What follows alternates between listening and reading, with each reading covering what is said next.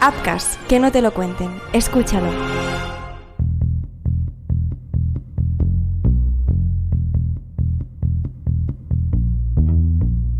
Cometió el asesinato en masa familiar más atroz de la historia de los Estados Unidos de América. Unas Navidades que debían ser una fantástica celebración familiar se convirtieron en un tremendo baño de sangre con la matanza de casi toda su familia. Ronald Gene Simmons decidió aquellos días que si él no tenía todo lo que quería, su familia tampoco lo merecía, e inventó todo tipo de macabras maneras de acabar con sus seres queridos. Esta es la historia de cómo Ronald celebró las Navidades de 1987 con una matanza navideña. Hola, mi nombre es Marc Trucco. Bienvenidos a Crímenes Americanos, una sección de crímenes ibéricos, una producción de Apcas dirigida y escrita por Joan Prats y producida por Marc Jiménez.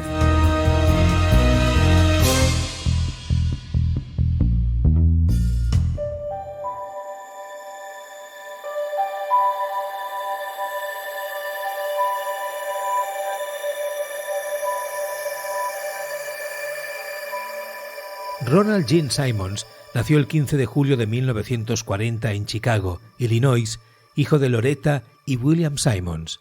Cuando tan solo tenía 3 años, el joven Ronald perdió a su padre como consecuencia de un derrame cerebral. Aquel hecho obligó a su madre a trabajar intensamente más de 15 horas diarias para poder sacar a la familia adelante. A los 2 años, su madre conoció a un atractivo ingeniero civil del Cuerpo de Ingenieros del Ejército de los Estados Unidos, con el que se casó y se trasladó a Little Rock, en el condado de Pulaski, en 1946. Aquel fue el primero de varios traslados que llevarían a la familia a través del centro de Arkansas durante aquella década. La influencia de su padrastro fue tremendamente importante para explicar la carrera profesional de Ronald. En 1957, Simmons decidió unirse a la Marina de los Estados Unidos, siendo destinado a la base naval de Bremerton, en Washington, donde conocería al que fue el amor de su vida, Rebecca Becky Ulibarri. Tras 3 años de intenso romance, la joven pareja contrajo matrimonio llena de amor, sueños y futuro. Lo hicieron en Nuevo México, donde en ese momento Simmons estaba como enviado especial. Durante los siguientes 18 años, la pareja tuvo 7 hijos. La manutención de todos ellos obligó a Ronald a buscar un trabajo donde poder ganar más dinero. Así, acabó en la Fuerza Aérea de Estados Unidos, donde viviría la mejor carrera profesional de su vida. Se convirtió en un auténtico referente, siendo condecorado con una estrella de bronce, la Cruz República de Vietnam por su servicio como aviador o la cinta de la Fuerza Aérea por su excelente puntería. Los años pasaron con honores y admiración tanto por parte de su propia familia como por parte de su sector profesional. Simmons tuvo durante unos años una vida tranquila, una vida perfecta, todo lo que había soñado, lleno de estabilidad y equilibrio, precisamente todo aquello que no había podido tener cuando era pequeño.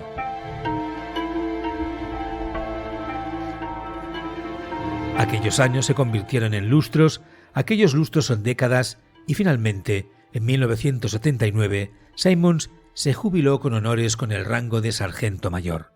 Era un camino desconocido para nuestro protagonista. Por primera vez en su vida, no tenía una rutina que marcaría su camino. La jubilación, a menudo, se convierte en una meta esquiva, marcando el final de la vida laboral, pero también dando paso a la incertidumbre financiera y a la pérdida de un propósito que antes definía nuestra existencia. Todo ello es lo que le sucedió a Simmons y su mente se torció. Pasaba largos e insoportables ratos en su casa, llena de gente. Sus hijos, sus nietos, su mujer, sus cuñadas, gente y más gente, desorden para una persona de normas y reglada como Simmons. Solo tenía una ocupación: recoger a la adolescente Sheila, su hija pequeña, seguramente la que mejor se llevaba con Simmons al compartir su pasión por la aviación y la historia de los Estados Unidos. Pero aquel pasatiempo no fue suficiente. Simmons empezó a hacer preguntas. ¿Había aprovechado su vida? ¿Realmente estaba casado con una mujer a su altura? ¿Realmente no había nada más en la vida? ¿Aquí acababa todo? Intentó convencerse por sentir pasión por ver crecer a sus nietos y aunque lo intentaba, no encontró plenitud en ello.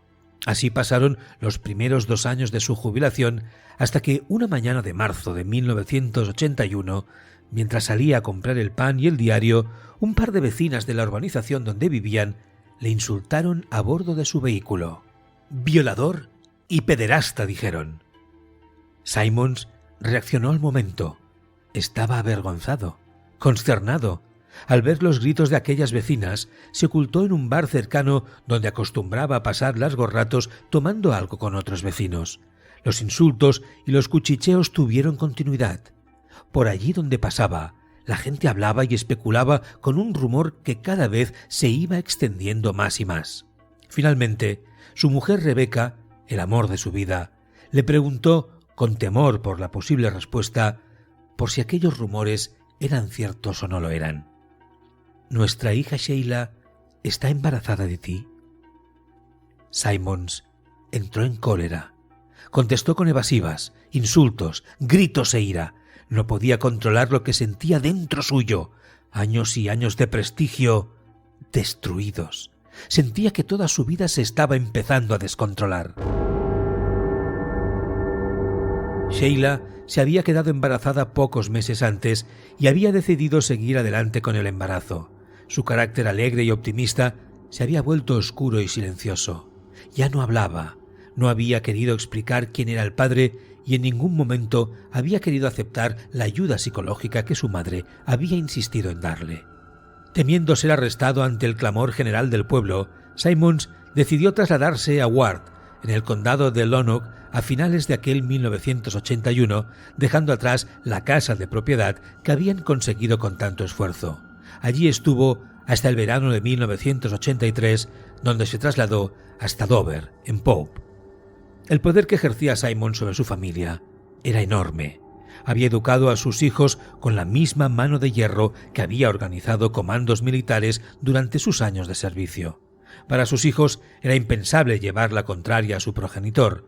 Las consecuencias físicas podían ser letales, incluso para los hijos que superaban la treintena e incluso habían sido padres. El nacimiento del bebé de Sheila, que jamás volvió a ser la misma, se vivió en silencio y con normalidad.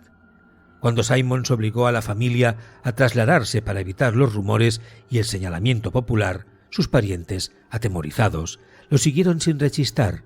Se guardaron las apariencias sin hacer preguntas incómodas. Simons tenía ese don, ejercía esa presión mental sobre los demás. Si lo conocías bien, sabías que no te interesaba llevarle la contraria. Todo el mundo sabía que era un tipo duro. Pero tanto traslado tuvo su precio. Aunque con el dinero que le quedaba pudo encargar construir una nueva casa prefabricada, Simons se vio obligado a volver al trabajo para intentar sacar las cosas adelante. Tras diferentes trabajos mal remunerados, encontró un empleo de cuentas por cobrar en Woodline Motor. Cuando su vida volvía a tener estabilidad, su jefe Jim le llamó a su despacho un jueves de marzo. Jim le explicó que debían dejar de contar con él, ya que habían recibido diferentes quejas de clientas y compañeras acusándolo de insinuaciones sexuales inapropiadas. Simons lo negó todo, pero nadie le creyó. Simons paseaba por el mundo como si las acusaciones de la gente no fuesen con él. Creía firmemente que su comportamiento con las mujeres era el adecuado y que en ningún caso merecía el trato que le estaba dando la vida. Nada más lejos de la realidad. Tanto cambio, tanto rumor, sus acciones, sus miedos, sus fantasmas hicieron mella en la mente de Simons. Los siguientes meses los pasó encerrado en su casa sin tener relación alguna con gente externa. Tiró la toalla. No hablaba, solo comía, dormía, bebía. No tenía instinto alguno. Así llegaron las Navidades del fatídico 1987, un año donde la familia Simons desaparecería por completo. La familia había organizado diferentes fechas donde los hijos, nietos y otros familiares irían acercándose hasta la casa donde residían habitualmente. Durante meses, Ronald había estado en silencio, dando apariencia de abatimiento. En realidad, el mayor de la familia había estado preparando su gran golpe, un golpe atroz y cruel. Su horrenda manera de vengarse de la espalda que, según él, le había proporcionado la vida. Bueno, esperad un momento. Enseguida os sigo narrando más sobre este caso, pero os animo a que os paséis por merchapod.com en la sección de Crímenes Ibéricos y podáis ayudarnos para poder producir crímenes ibéricos, juicios de crímenes, crímenes deportivos o médicos asesinos, adquiriendo algún producto de merchandising dedicado al podcast. Allí encontraréis tazas, camisetas, sudaderas y mucho más con las portadas ilustradas de nuestra red de crímenes, y así podéis ayudarnos a mejorar nuestros podcasts. Encontraréis la dirección de nuestra tienda en Merchapod en la bio del podcast. Muchas gracias por la ayuda. Sin vosotros sería imposible realizar este podcast. Y ahora seguimos con la narración del caso.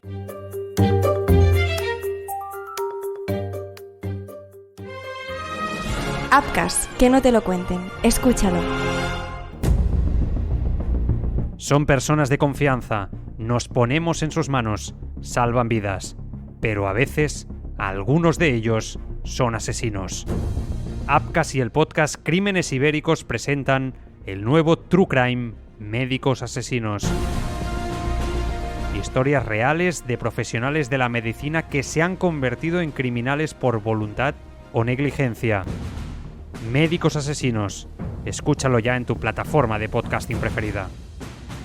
Pon la palabra Apcas en el buscador de tu plataforma de podcasting y conoce todas nuestras producciones. Apcas, que no te lo cuenten. Escúchalo.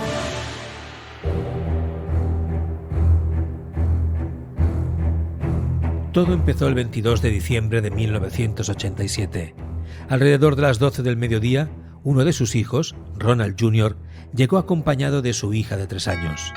Los dos estaban conversando en el comedor con Rebecca cuando Simmons apareció. No dio tiempo a nada. Tras una primera toma de contacto de 3 o 4 palabras, Simmons atacó a su propio hijo, golpeándolo con una barra metálica que guardaba en su almacén. Su hijo intentó defenderse, pero no pudo hacer nada. Simmons le impactó 79 veces en la cabeza, matándolo a sangre fría ante los gritos desconsolados de su esposa y madre. Lo desfiguró por completo. Al acabar con la vida de Junior, Simmons se giró y al ver que Rebecca tenía intención de avisar a la policía, le golpeó en la cara hasta matarla desangrada. Su nieta de 3 años, atónita y aterrorizada, lo había visto todo. Sin ningún tipo de humanidad en su interior, se acercó a la pequeña y la estranguló sin reparo alguno. Había acabado con sus primeras 3 víctimas. Los 3 cuerpos fueron encontrados semanas más tarde en un pozo profundo que Simmons había ordenado a los niños cavar meses antes para construir una tercera letrina familiar. Más tarde, aquel mismo día, el autobús escolar de Dover dejó a los niños más pequeños de la familia para sus vacaciones navideñas. Los pequeños, justo con los que Simmons pasaba más horas en aquel momento de su vida, tenían 17, 14, 11 y 8 años. Ronald los encerró en diferentes habitaciones con la excusa de que estaban jugando a un juego. Por orden de edad, de pequeño a mayor, fue acabando con todos ellos.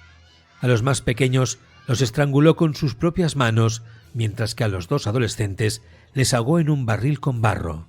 Sus cuerpos también fueron encontrados en el agujero de la letrina que ellos mismos habían cavado. Los días pasaron hasta el 26 de diciembre. Los hijos mayores de Simmons se acercaron a la casa preocupados por no haber podido contactar telefónicamente durante la Navidad con ningún familiar. William H. Simmons, de 23 años, y su esposa Renata, de 22, fueron los primeros en llegar. Tras picar al timbre, Ronald les disparó a bocajarro, matándolos al instante. Su hijo pequeño fue asesinado por Simmons a golpes y colocado en el maletero de un automóvil posteriormente. Los cuerpos de sus padres jamás fueron movidos del salón donde Simmons les disparó.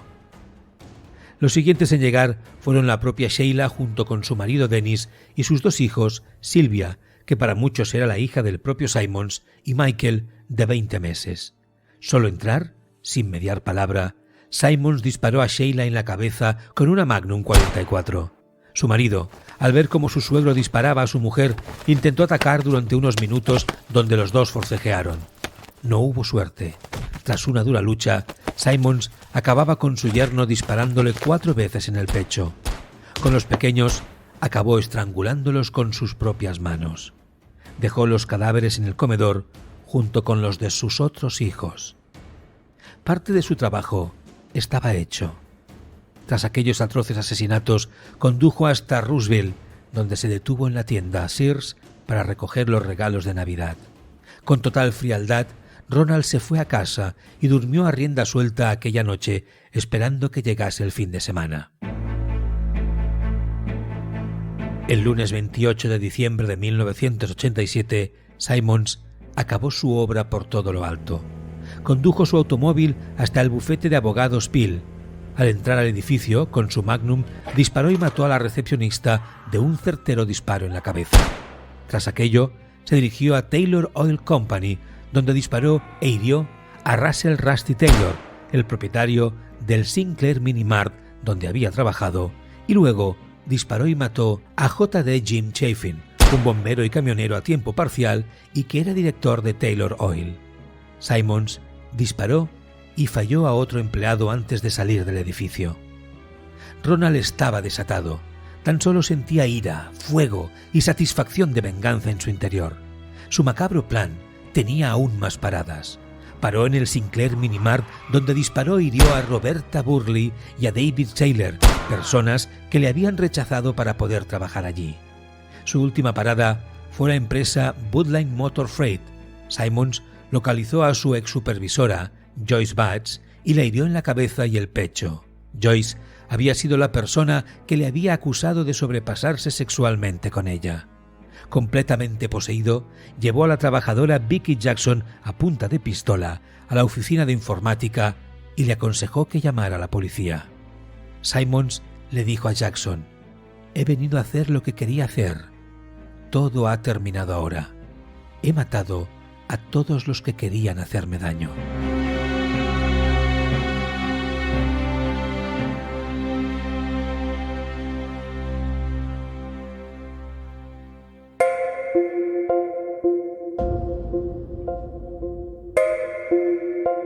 Tras aquello, Simmons se entregó a la policía de Roseville sin oponer resistencia.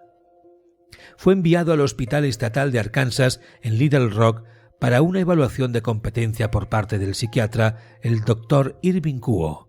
Kuo descubrió que Simmons estaba perfectamente de la cabeza y que no solo era capaz de ser juzgado, sino que se enorgullecía de lo que había hecho. No hubo defensa posible. Simmons fue condenado por un jurado popular el 12 de mayo de 1988 a pena de muerte por el asesinato de 14 personas durante las Navidades de 1987. Durante el juicio, la Fiscalía ofreció un posible motivo de acción de Simmons ante tal masacre. Se encontraron cartas secretas en una caja de seguridad de un banco donde se podía intuir una extraña relación de amor-odio con su hija Sheila que le atormentaba hasta el momento de su asesinato. La reportera de KTHV, Anne Jensen, realizó una serie de entrevistas con Simmons en febrero y marzo de 1989. No mostró remordimiento alguno. El 1 de marzo de 1989, Simmons fue declarado competente para renunciar a su derecho de apelar a su condena. Sin embargo, la presentación de Whitmore contra Arkansas cuestionó este derecho.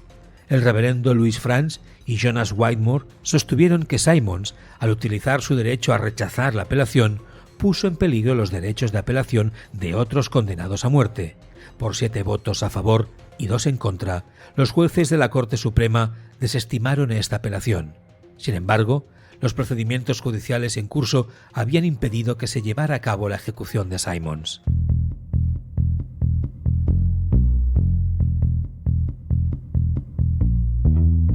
El 31 de mayo de 1990, el gobernador Bill Clinton firmó la segunda orden de ejecución de Simmons para el 25 de junio de 1990.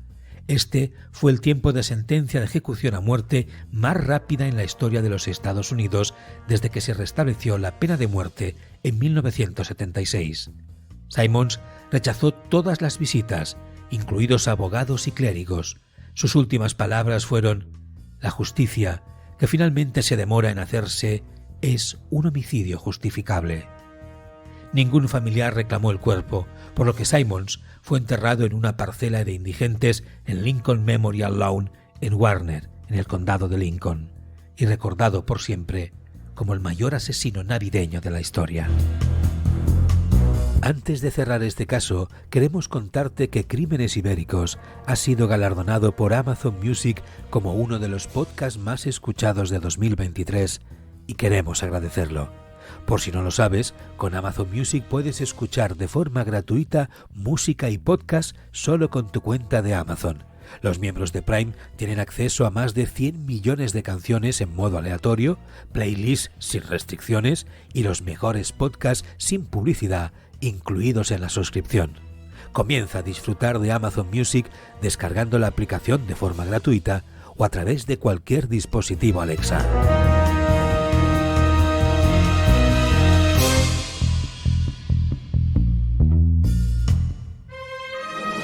Apcast, que no te lo cuenten. Escúchalo. Si te está gustando este podcast, si no te pierdes ningún episodio, ahora te lo puedes llevar contigo. Llévate su camiseta, su taza, su funda para el móvil y muchísimos más productos. Descubre merchapod.com, la ropa, los complementos, el merchandising de tu podcast favorito. Sigue el enlace que encontrarás en la bio y llévate el diseño que más te guste, para ti o para regalar a otro oyente de este podcast como tú. Compra el merchandising del podcast que más escuchas y ayuda a que más capítulos como este sean posibles. Pásate por merchapod.com, repito, merchapod.com y conviértete en uno de los nuestros. Recuerda, merchapod.com.